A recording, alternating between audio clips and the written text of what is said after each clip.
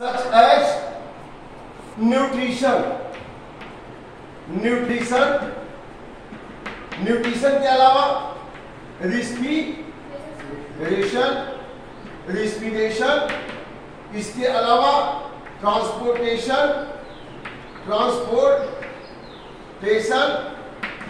Means circulation, इसमें blood circulation आ जाएगा। फिर excretion means removal of metabolic materials, excretion. इसके अलावा irritability,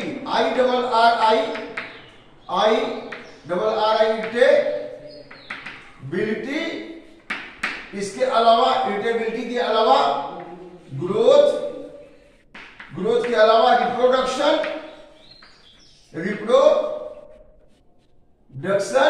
and definite life cycle. तो आप देख सकते हैं the vital activities which takes place in living organisms.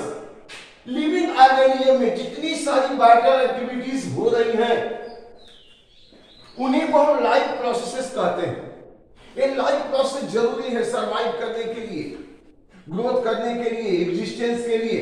और इसके अलावा यह लाइफ प्रोसेस जरूरी है to maintain the species on the earth planet. इस धरती पर लिविंग ऑर्गेनिज्म के अस्तित्व को बनाए रखने के लिए भी ये जरूरी है। अब क्या क्या इसमें प्रोसेस है? सबसे पहले तो इंडिविजुअल अस्तित्व में रहेगा, तब तो धरती पर स्पीसीज का अस्तित्व रहेगा। सबसे पहले इंडिविजुअल को जीवित रहना पड़ेगा। जैसे यहां पर खेत में गेहूं का पौधा लगाए हैं तो सारे गेहूं के पौधे जीवित रहेंगे, तब तो कहेंगे गेहूं का पॉपुलेशन है, वीट का पॉपुलेशन है। सब खत्म हो जाएगा तो कहां पॉपुलेशन है? The number of individual, group of individual of a species और पॉपुलेशन। तो जब तक इंडिविजुअल जीवित नहीं है तब तक स्पीसीज भी जीवित नहीं रहेगी। इसका मतलब उनको जीवित रहने के लिए क्या चाहिए? न्यूट्रिशन, भोजन चाहिए, न्यूट्रिएंट्स चाहिए to grow for regulation of life process. अब न्यूट्रिएंट्स तो ले लिया, जैसे आपने खाना खा लिया, डाइजेस्ट हो गया, कार्बोहाइड्रेट ग्लूकोज में बदल गया और ब्लड से होकर के सेल में आया। लेकिन सेल को एनर्जी चाहिए, सेल को एमाइनो एसिड चाहिए प्रोटीन बनाने के लिए, ग्लूकोज चाहिए एनर्जी लेने के लिए, विटामिन मिनरल चाहिए मेटाबॉलिक प्रोसेस को करने के लिए। माने न्यूट्रिएंट्स चाहिए। न्यूट्रिएंट्स क्या? न्यूट्रिएंट्स में carbohydrate, fat, protein, vitamin, mineral, roughage, water, ये सब आ जाते हैं। तो ये सारे सेल को चाहिए। क्यों? क्योंकि क्लास 9 में पढ़ा था cell is the unit of life. सारी लाइफ की एक्टिविटीज हमारे सेल में चलती है। जितना ही जो प्रोसेस कर रहे हैं वो सारे के सारे प्रोसेस सेल के अंदर में चलते हैं। और cell, the group of cell form tissue, the group of tissue form organ, the group of organ form organ system and the group of organ system for multicellular organism. तो यहां पर nutrition means the process of intake of nutrients. Nutrients को लेना ही nutrition कहलाएगा। अब वो nutrients कैसे लेते हैं उस ऑर्गेनिज्म के स्वभाव के ऊपर निर्भर करता है। या तो अपना खुद बना ले या फिर किसी ने बनाया हुआ है उससे ले ले। अगर खुद बना लिया तो ऑटोट्रॉपिक, स्वपोषी, और नहीं बना पाया दूसरे से ले रहा है तो हेटेरोट्रॉपिक, परपोषी। तो उसके स्वभाव के ऊपर डिपेंड करता है। But every individual has to take nutrients for what? To get energy for their growth and for their survival. Nutrients तो ले लिया, लेकिन जब तक वो न्यूट्रिएंट्स सेल में नहीं पहुंचेगा, क्योंकि सेल इज द फैक्ट्री, वहीं पे सारा मेटाबॉलिज्म होना है, वहीं पे ऑक्सीडेशन होना है, वहीं पे कैटाबॉलिज्म होना है, वहीं पे कंस्ट्रक्शन हो रहा है, एनाबॉलिज्म होना है। तो सेल के अंदर पहुंचा तो वहां पे ऑक्सीजन की उपस्थिति में ग्लूकोज का ऑक्सीडेशन होगा और एनर्जी प्रोड्यूस होगी। उसी एनर्जी से हमारे बॉडी का टेम्परेचर मेंटेन होगा, लाइफ प्रोसेस मेंटेन होगा, सारे प्रोसेस हो गए। तो वो कहां पे होगा? रिस्पिरेशन, माइटोकॉन्ड्रिया में पढ़ा था। Mitochondria the power house of the cell, वहां पे ऑक्सीडेशन होता है, ग्लूकोज का एनर्जी प्रोड्यूस होती है। तो पहले तो न्यूट्रिशन, इसके बाद रिस्पिरेशन, लेकिन बीच में है ट्रांसपोर्टेशन। न्यूट्रिएंट्स लिया, डाइजेशन हुआ, लेकिन जब तक ट्रांसपोर्ट नहीं होगा हमारे ईच एंड एवरी सेल तक नहीं पहुंचेगा। एयर लिया, ब्रीदिंग किया, ऑक्सीजन लंग्स में गया, लेकिन ट्रांसपोर्ट नहीं होगा तब तक हमारे पैर के टिश्यू तक नहीं पहुंचेगा ट्रांसपोर्ट। और वहां पे ऑक्सीडेशन हुआ, मेटाबॉलिक वेस्ट कार्बन डाइऑक्साइड निकला, वो भी लंग्स तक आएगा तभी बाहर निकलेगा। एमाइनो एसिड का डिमिनेशन हुआ, लिवर में यूरिया बना, यूरिया वहां से ट्रांसपोर्ट होगा तभी किडनी तक आएगा, छल करके बाहर निकलेगा। तो ट्रांसपोर्टेशन का होना भी जरूरी है। इसके बाद एक्सक्रीशन, जिस तरह से फैक्ट्री में रॉ मटेरियल को लेकर के यूजफुल मटेरियल बनाया जाता है, लेकिन क्या सारा का सारा रॉ मटेरियल यूजफुल मटेरियल बदल जाता है? उसमें कुछ वेस्ट प्रोडक्ट भी बनते हैं। अगर किसी के गांव के घर के आसपास चीनी मिल हो, देखे गन्ने वहां ले जाते हैं, वहां से चीनी बनाते हैं, लेकिन बहुत सारा वेस्ट भी निकलता है, बहुत वेस्ट निकलता है। गाजीपुर नंदगंज वाले होंगे, यहाँ पे नंदगंज में शुगर मिल थी, जब वो चलती थी उस समय में पूरा जहां वेस्ट निकलता था वो पानी जहां जाता था पूरा महकता रहता था। अब तो बंद हो गई है शायद। तो इस तरह से कोई भी फैक्ट्री है वहां पे रॉ मटेरियल यूज करके यूजफुल मटेरियल बनेगा, इसके साथ साथ वेस्ट मटेरियल भी प्रोड्यूस होगा।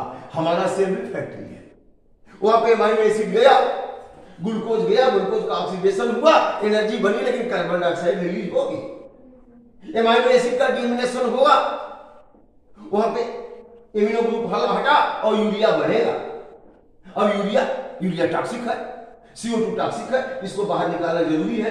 तो यूरिया को बाहर निकालना एक्सक्रीशन, नाइट्रो मेटाबॉलिक वेस्ट, उसको भी बाहर निकालना जरूरी। यूरिया का लेवल बढ़ गया हमारे ब्लड में, हम बेहोश होने लगेंगे, हम ठीक से सर्वाइव नहीं कर सकते, तो उसको भी बाहर निकालना बहुत जरूरी है। अब इरिटेबिलिटी बहुत ही अद्भुत प्रोसेस है लिविंग बीइंग का। ये इतना अद्भुत है कि ये केवल लिविंग बीइंग नहीं होता है। इरिटेबिलिटी क्या है? Response against stimuli. कोई भी वातावरण में चेंज आएगा उसके खिलाफ ये लिविंग बीइंग रिस्पांस देगा। अभी यहां पे बैठे हैं, पंखे चल रहे थे, आराम से थे, पंखे रुक गए, अभी पसीने निकल रहे होंगे, इसका मतलब टेम्परेचर जो ज्यादा है उसकी वजह से हमें गर्मी महसूस हो रही है। अभी आपके हाथ पे एक मॉस्किटो बैठ जाए, दूसरा हाथ वहां पे पहुंच जाता है बिना कहे उसको हटाने के लिए। ये क्या है? रिस्पॉन्स टू स्टिमुलाई, ठीक है ना? नॉन लिविंग में नहीं होगा, किसमें होगा? लिविंग बीइंग में होगा। इसके अलावा ग्रोथ किसमें होगा? एक पौधा, एक सीड आपने लगाया, अभी जर्मिनेट किया, अभी आपने पानी में इसको सोख कर दिया, कुछ समय के बाद ये धीरे-धीरे पानी सोख करके जर्मिनेट करेगा, और कुछ ही दिनों के बाद यह जर्मिनेट करने के साथ साथ क्या बना लेगा? धीरे धीरे स्टेम बनाएगा, फिर लीफ बनाएगा, फिर रूट बनाएगा, और धीरे धीरे क्या हो गया? एक पौधा में बदल गया, ये पूरा प्लांट बन गया, और फिर से एक प्लांट बन गया। तो ये किसको शो कर रहा है? यहां अभी सीड था, ये प्लूमल रेडिकल बने, प्लूमल रेडिकल, और इसके बाद सूट बन गया, रूट बन गया, पौधा बन गया। It is showing about what? Growth. It is showing about growth, कि डिफरेंट ग्रोथ होता है। ये टेबल है, ये कंप्यूटर है, ये सारे जो नॉन लिविंग आइटम्स है, क्या ये ग्रो करते हैं? ग्रो करना होता है, 10 साल से फैल लगाया तो बहुत बड़ा हो गया होता, लेकिन नॉन लिविंग में एबिलिटी नहीं है। हाँ, कुछ ऐसी जगह है जहां पे होती है ग्रोथ, जैसे चट्टान एक के ऊपर स्ट्रेटिफिकेशन होकर बड़ी चट्टान बन जाती है, तो उसको एक्सटर्नल ग्रोथ कहते हैं, इंटरनल ग्रोथ नहीं कहते, वो एक्सटर्नल ग्रोथ है। अब दीवार पे सीमेंट छोड़ दीजिए, मोटी हो गई, वो भी तो ग्रोथ है, लेकिन क्या वो लिविंग ग्रोथ है? एक्सटर्नल ग्रोथ है, बाहर से आपने लगा दिया, लेकिन यहाँ पे बाहर से लाके कुछ नहीं छोप रहे, ये अंदर से सेल डिवाइड हो रहा है, टिश्यू बन रहे, वो ग्रो कर रहा है। तो लिविंग ऑर्गेनिज्म में जो ग्रोथ होगी वो क्या होगी? Internal growth. वो कैसी ग्रोथ होगी बच्चों? You are getting this point? Internal growth होगी। इसके अलावा reproduction, yes, every organism has definite life span, after that it can not survive. ये पक्का है, जितने भी दुनिया में लिविंग ऑर्गेनिज्म है सबका एक निश्चित लाइफ स्पैन है। जैसे कैंडल है, आपने जलाया, कैंडल कब तक जलती रहेगी? जब तक उसमें वैक्स है, जैसे ही वैक्स खत्म हो जाएगी उसकी लाइट भी, वैसे ही लिविंग ऑर्गेनिज्म है, उनका भी एक डिफिनिट लाइफ स्पैन है, क्योंकि सेल बायोकेमिकल लेबोरेटरी, वहां के तमाम मेटाबॉलिज्म होता है, तमाम मेटाबॉलिक वेस्ट भी निकलते हैं। धीरे धीरे सेल के अंदर सेल ऑर्गेनिल्स है वो भी डैमेज होंगे और एक्यूमुलेशन होगा मेटाबॉलिक वेस्ट का, थोड़ा फ्री रेडिकल्स बनेंगे और धीरे धीरे सेल में एजिंग होने लगती है। और ऐसे ही धीरे धीरे ऑर्गेनिज्म में एजिंग होने लगी। बरसात के दिन में देखा था बाहर में तमाम सारे पेड़ पौधे थे, वहां पे घास पात थे, अभी वो क्या हो गए, सूख गए। अभी जुलाई में आप आएंगे तो अब तो खत्म हो गए थे, कहां से फिर आ जाएंगे भाई। उन्होंने जब ग्रो किया था, मैच्योर हुए थे, उसी समय फ्लावर बनाया था, सीड बनाया था और सीड जमीन पे आ गया, अब वो खत्म हो गए। पौधों को मालूम है कि हम एक निश्चित समय के बाद खत्म हो जाएंगे। उन्होंने फटाफट ग्रो किया, ग्रो करने के बाद मैच्योरिटी फ्लावर बनाया, पॉलन ग्रेन बनाया, ओवम बनाया, फ्यूज हुए, सीड बना, इम्ब्रियो बना, इम्ब्रियो सीड के अंदर और फिर वो सेट हो गया जमीन में। अब वो पौधा खत्म हो गया लेकिन सीड पड़ा हुआ है, माने उन्होंने अपने blueprint of body design handover कर दिया। जैसे चने का सीड है, चने के पहले वाले पौधे ने अपना blueprint of body design handover कर दिया, क्योंकि वो जानता है कि हम ज्यादा दिन तक सर्वाइव नहीं करेंगे। तो अब उसने हैंडओवर कर दिया और यह सीड जब वातावरण उचित मिला, फेवरेबल कंडीशन, वाटर मिला, टेम्परेचर मिला नॉर्मल, अब वो जर्मिनेट किया, जर्मिनेट करके नया पौधा बना लिया। अभी जब नया पौधा बन गया, मैच्योर हो गया, एक maturity, again it bear flower. इसने क्या बना लिया, फ्लावर बना लिया और फिर फ्लावर बन गया और यहां में फिर क्या बन गई, यहां में पॉलिनेशन हुआ, फर्टिलाइजेशन हुआ, फ्रूट बना, फ्रूट के अंदर सीड बना और सीड से फिर नया, फिर सीड से क्या बन जाएगा। तो they reproduce to their own type. The living being have ability to produce their offsprings। क्यों? ये वाला पौधा सीड बनाया, ये सीड इसका क्या फायदा पहुंचा रहा है, इसकी जड़ तो इसको पानी दे रही है, इसका तना इसको सपोर्ट किया है, इसकी पत्ती भोजन बना के दे रही है, सारे पार्ट इसका इसके यूज में है, कोई ना कोई काम कर रहे हैं। लेकिन इतना मेहनत से न फ्लावर बनाया, पॉलिनेशन हुआ, फर्टिलाइजेशन हुआ, सीड बनाया, तो सीड इसको क्या फायदा पहुंचा रहा है, इस पौधे को, इसको तो डायरेक्ट कोई फायदा नहीं पहुंचा रहा, नहीं फायदा पहुंचा रहा, उसके एग्जिस्टेंस को मेंटेन कर रहा है। यह सीड इसके अंदर एम्ब्रियो इसके ब्लूप्रिंट ऑफ बॉडी डिजाइन को ले लिया है और फिर वो ग्रो करके वैसा ही बना देगा। मतलब इस पौधे ने सीड बना करके अपनी जिम्मेदारी पूरी कर ली, वो श्योर हो गया कि हमारे समान नया पौधा फिर से बन जाएगा। किस प्रक्रिया के तहत, रिप्रोडक्शन की प्रक्रिया के तहत। तो ये भी जरूरी है क्योंकि every organism have different life span.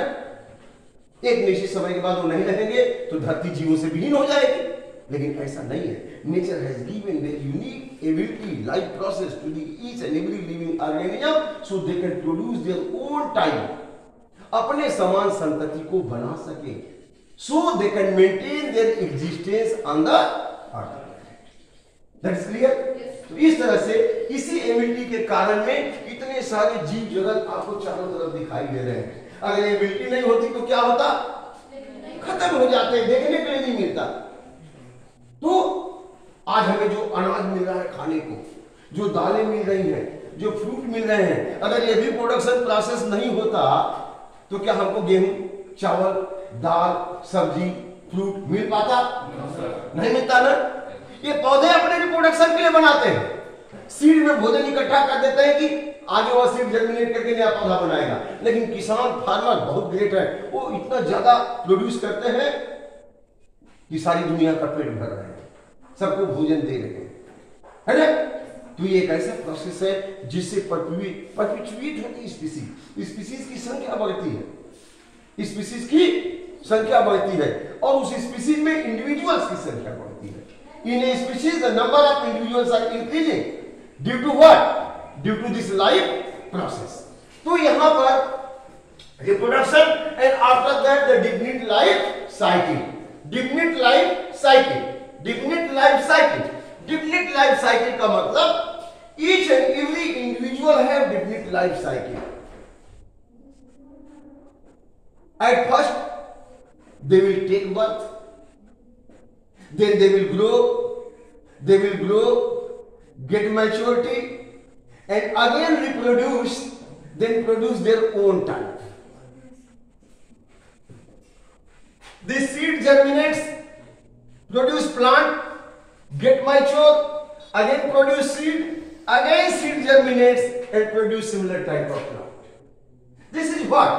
This is a type of life cycle.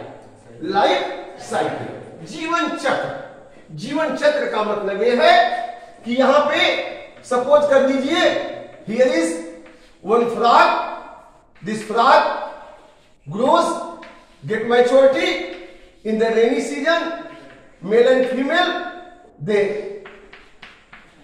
comes on the ground and they produce sperm, and another one will produce what? Ovum. And what they will do in the water?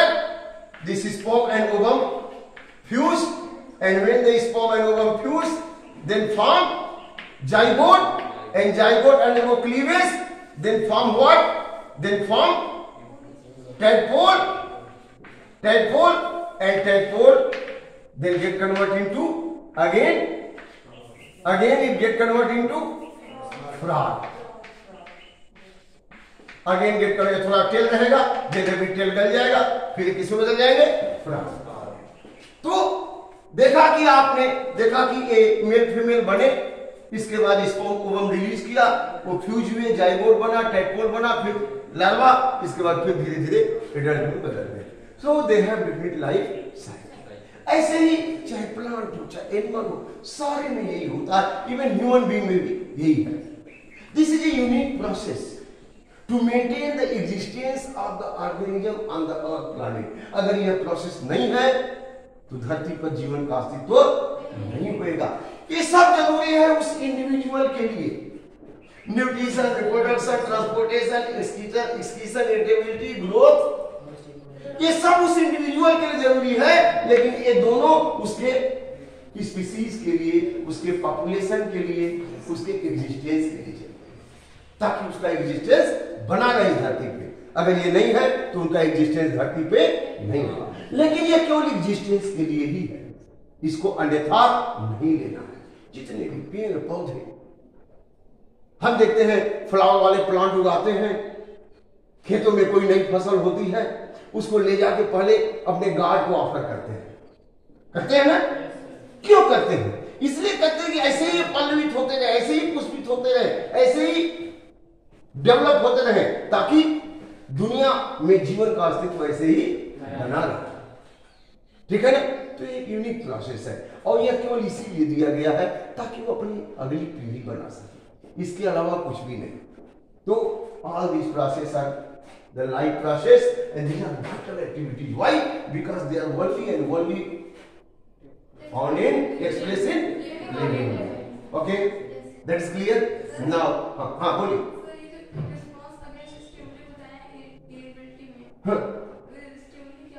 Stimuli क्या होता है? अच्छा, stimuli means any type of change in the external environment. अभी हम लोग यहाँ पे बैठे हैं, टेम्परेचर एकदम से ज्यादा हो जाए, एकदम टेम्परेचर ज्यादा हो जाए, तो वही टेम्परेचर हमारी स्किन की सतह पे आएगा। हमारे स्किन में क्या है? थर्मोरिसेप्टर है। The थर्मोरिसेप्टर will detect the temperature, and when thermoreceptor will detect the temperature, then the message will be sent to our hypothalamus. The hypothalamus get stimulated, then it stimulate the sweating in the body, पसीना निकलने लगेगा ताकि हमारा temperature normal हो जाए। तो temperature बाहर का बढ़ा, वो स्टिमुलाई था, और जो पसीना निकलने लगा वो क्या है? रिस्पांस है। तो response against stimuli that is called what? Irritability. अभी यहां पे माउस है, हमने स्टोन फेंका, ये माउस जंप कर जाएगा, भागेगा। तो स्टोन जैसे ही उसके पास गिरा, उसको आवाज मिली, वो जंप कर गया, भाग गया। तो ये जो स्टोन गिरा, उसको आवाज मिली, वो स्टिमुलाई था, और जो भागा वो क्या हो गया? रिस्पांस। तो response against stimuli that is called as irritability. और ये भी एक माउस है कंप्यूटर का, हम यहाँ स्टोन फेंक रहे हैं, कोई रिस्पांस कर रहा है? तो लिविंग है कि नॉन लिविंग? Non living. एक गमले में लगा पौधा वहां पे लगा है, खिड़की की तरफ जाता है, वो गमले में लगा पौधा घर में रखे हैं खिड़की के पास, वो उसकी शाखा किधर भागेगी? लाइट की तरफ। वो क्या है? इरिटेबिलिटी, रिस्पांस शो कर रहा है, जिधर लाइट आ रही है उधर जा रहा है। अभी आपको बोला ना, अभी आप आराम से बैठे, एक हाउस फ्लाई आपके हाथ पे आके बैठ जाए, क्या करेंगे आप? हाथ हटा लेंगे ना, है? तो आगे बैठ गया तो स्टिमुलाई किया, आपने उसको हटाने का प्रयास किया तो आपने रिस्पांस किया।